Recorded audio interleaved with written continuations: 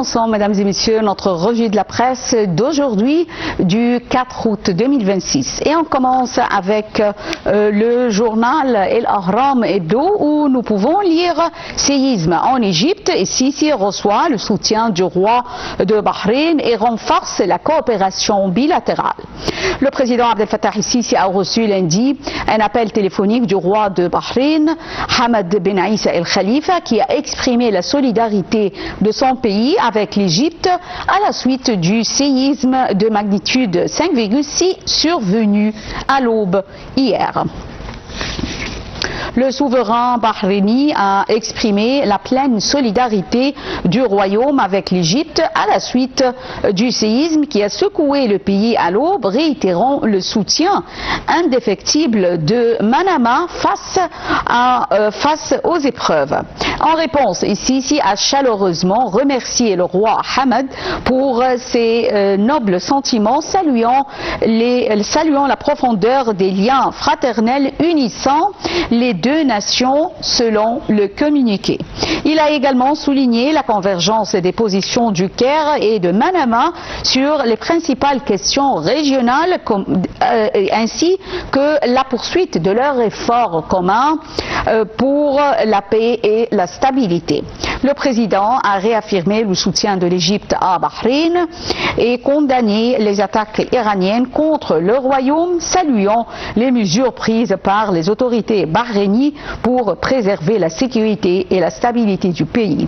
De son côté, le roi Hamad a exprimé sa gratitude pour le soutien constant de l'Égypte au Bahreïn et au peuple, ou plutôt au pays du Conseil de coopération du Golfe, CCG, soulignant le rôle central joué par le Caire au niveau régional et international. Il a également affirmé que son pays poursuivait ses efforts en faveur de la paix et d'un règlement politique durable dans la région. Les deux dirigeants ont également examiné les relations bilatérales et réaffirmé leur volonté de renforcer la gouvernance, ou plutôt la coopération gouvernementale.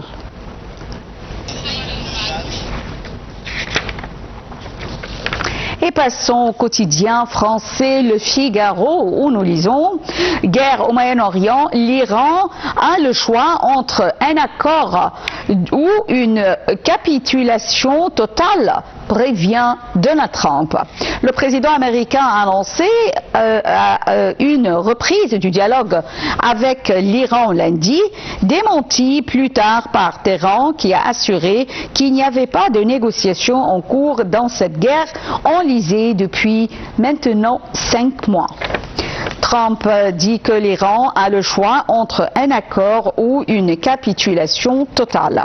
Donald Trump a averti lundi dans un message sur son réseau Truth Social que le bloc naval entre l'Iran le blocus naval contre l'Iran ne serait levé qu'en cas d'accord ou de capitulation totale.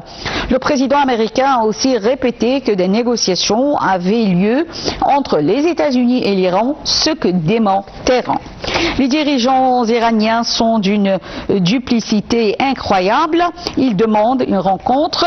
D'aucuns diront m'ont dit les discussions commencent, d'autres sont prévues dans un futur immédiat et ils disent publiquement et fièrement qu'ils n'ont aucune discussion, a-t-il écrit. Donald Trump a aussi assuré que le détroit d'Ormuz était totalement contrôlé par la marine américaine et il a ajouté en référence au blocus des ports iraniens, je cite, « Rien ne passe vers l'Iran et rien ne passera tant qu'il n'y aura pas d'accord ou de capitulation totale ».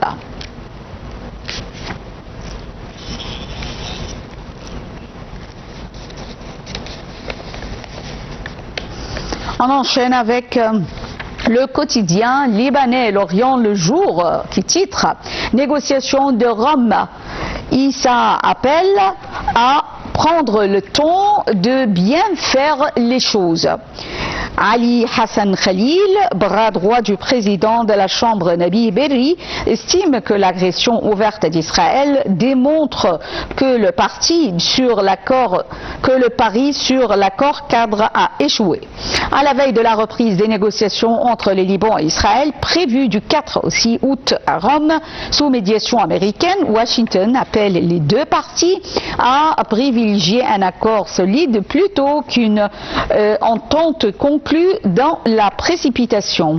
L'ambassadeur des États-Unis au Liban, Michel Aïssa, a estimé lundi que prendre le temps nécessaire pour bien faire les choses dès le départ était indispensable, alors que les discussions doivent notamment porter sur l'avenir des zones politiques dans le Sud. Il existe une différence significative entre la rédaction d'un accord sur le papier et sa mise en œuvre de manière responsable, c'est ce qu'a déclaré M. Aïssa dans un communiqué. Selon lui, aller trop vite risque de mettre en péril les civils, même que le processus est censé protéger.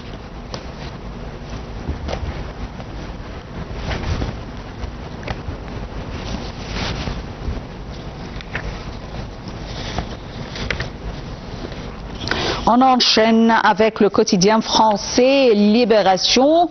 Crise des migrants à Ceuta, la solidarité plutôt que l'irresponsabilité. Alors que le gouvernement espagnol a su résoudre la crise migratoire à Ceuta en quelques jours, les droites nationalistes européennes rivalisent de démagogie et agissent ainsi contre l'Europe, dénonce l'ancien Premier ministre français.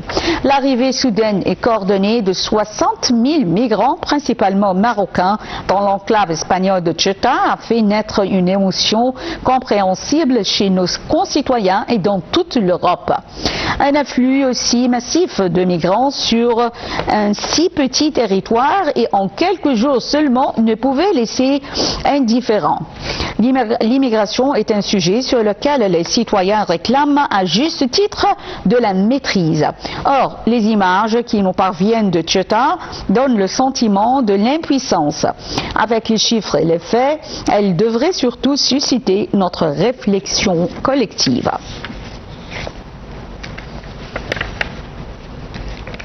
Et on enchaîne avec le quotidien français Le Monde qui aborde le dossier ukrainien.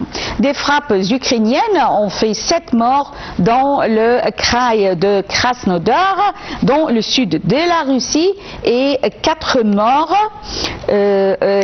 morts en Crimée selon les autorités locales.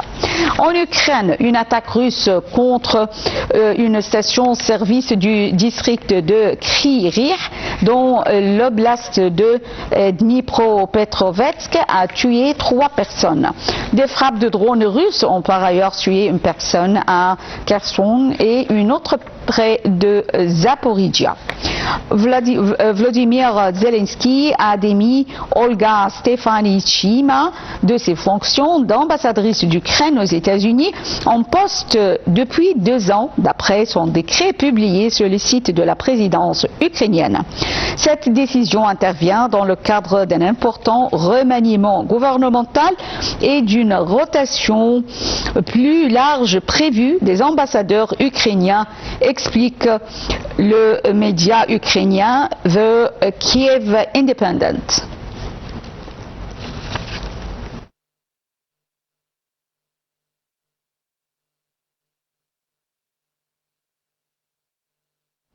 Mesdames et messieurs, fin de notre revue de la presse de la manchette et on retourne à Samer Razi et Yarashoucha pour enchaîner avec eux l'édition d'aujourd'hui de notre programme quotidien Bonjour l'Égypte. Merci et au revoir.